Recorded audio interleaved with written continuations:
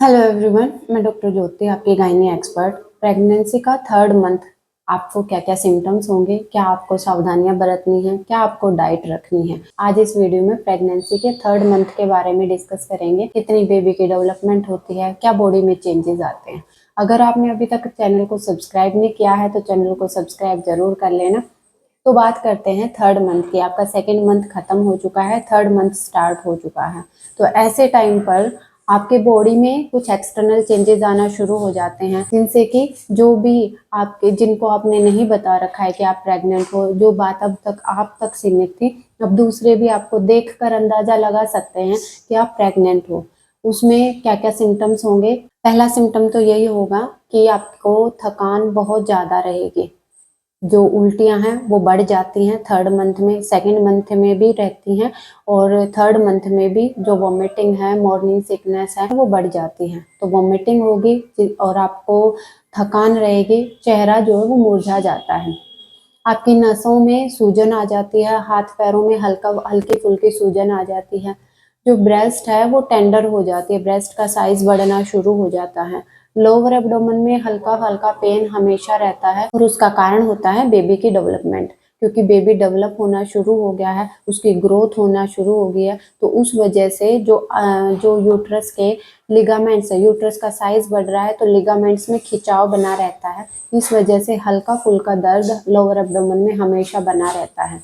Epigastric fullness feel होती है due to hormonal changes, indigestion रहेगा, कॉन्स्टिपेशन आपको कंटिन्यू रहेगी, क्योंकि आपका जो गट है, जो डाइजेशन है वो कम हो जाता है, जो डाइजेस्टिव प्रोसेस है स्लो हो जाती है, तो इस वजह से कॉन्स्टिपेटेड बाउल रहता है। इनके अलावा अबॉर्शन का खतरा कम हो जाता है इस मंथ में, क्योंकि इस मंथ में प्लेसेंटल फॉर्मेशन हो रही होती है, बच्चा अच्छे से चिपक चुका होता है, तो इस वजह से अबॉर्शन का खतरा as compare to second month इस मंथ में कम हो जाता है। बेबी की डेवलपमेंट की बात करें तो बेबी की डेवलपमेंट, बेबी 2.5 इंच लंबा हो जाता है इस महीने में, 25 to 30 ग्राम उसका वेट हो जाता है।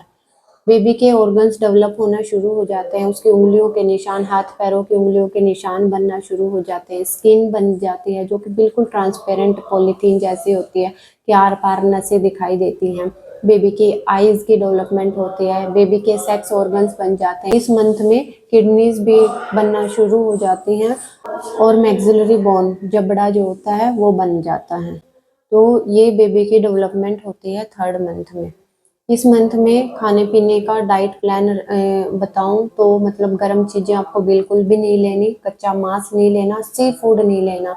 अगर आप नॉन वेजिटेरियन हो तो आप चिकन ले सकते हो और फिश ले सकते हो, एग ले सकते हो। बाकी आयुर्वेद के अकॉर्डिंग इस महीने में भी आपको मधुर चीज़ें ज़्यादा लेनी है, डेयरी प्रोडक्ट्स ज़्यादा लेने हैं, दूध दही घी ये तीनों चीज़ें पूरी अमाउंट में लेने हैं, अच्छी मात्रा में लेने हैं।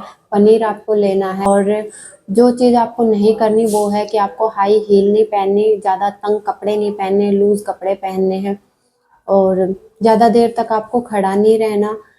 अगर आपका ज़्यादा देर खड़े रहने का काम है तो आपको 15-20 मिनट से ज़्यादा खड़े नहीं रहना, 10 मिनट का बीच में ब्रेक लेकर पैरों को ऊपर करके बैठना है, और फिर से आप अपना काम कंटिन्यू कर सकते हो। मतलब प्रोलॉन्ग्ड स्टैंडिंग, घंटे घंटे तक खड़े नहीं रहना है।